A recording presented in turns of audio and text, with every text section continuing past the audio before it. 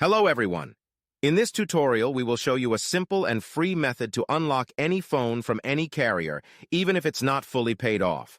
No more expensive unlock fees or shady third-party services. We've got the solution you've been looking for. The first step is to insert an unsupported SIM card from a different carrier into your phone. Once you power up your phone with the new SIM card, you'll receive a message asking for an unlock code. All you have to do is enter the unlock code, and your phone is now fully unlocked and ready to be used with any carrier you choose. And here's the best part. We will show you how to get the unlock code.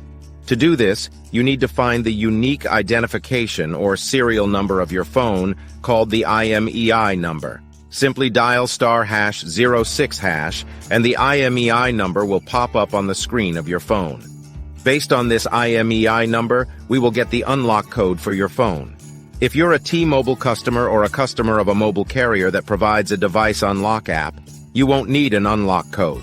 Things will be much easier for you. Visit useanysim.com and find straightforward instructions to unlock your phone for free, based on the IMEI number of your device.